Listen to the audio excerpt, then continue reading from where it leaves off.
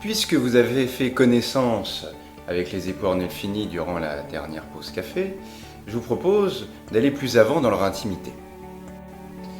Nous étions restés à la grossesse supposée de Giovanna Arnolfini.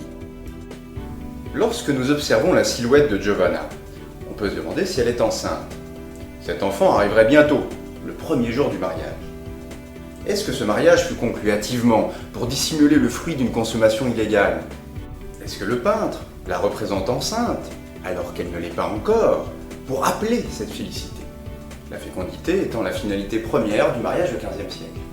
Ou est-ce que Giovanna ne fait que tenir le pli de sa robe? Nous n'en saurons jamais rien. Ce que l'on peut affirmer, c'est que le corps de Giovanna répond au canon esthétique du Moyen-Âge. Petites épaules, petite poitrine, taille fine et hanches imposantes, qui renvoient à la fonction principale de la femme au XVe siècle, l'enfantement.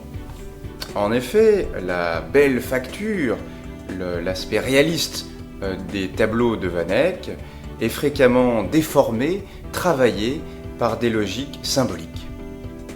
Regardez sur la tête de lit cette sculpture en bois représentant une femme en train de prier. C'est Sainte Marguerite d'Antioche, qui un jour, qu'elle se baladait dans une prairie verdoyante, a rencontré un dragon qui la dévora. Heureusement qu'elle avait sur elle un petit crucifix qui lui permit de déchirer le ventre du dragon et d'en sortir comme si de rien n'était, comme un nouveau-né. Avec la pensée analogique du Moyen-Âge, cette sainte est devenue la sainte des accouchements. Au pied des deux époux, au centre du tableau, nous voyons ce magnifique petit chien. Pourquoi lui donner une telle importance dans la composition? Parce qu'il est le symbole de la fidélité. Il nous regarde, il est paisible, et nous comprenons que Madame est vertueuse.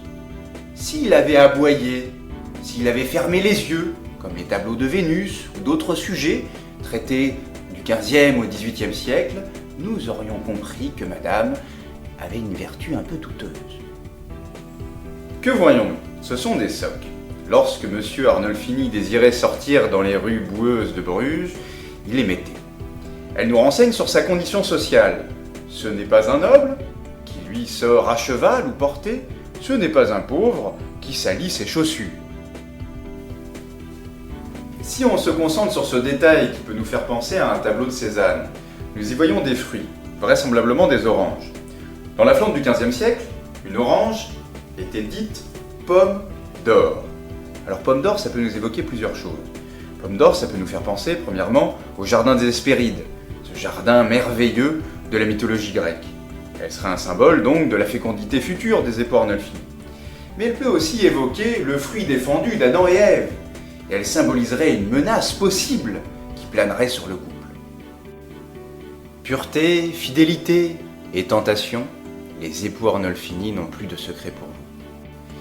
J'espère que cette pause café vous a plu et qu'une autre vous tentera.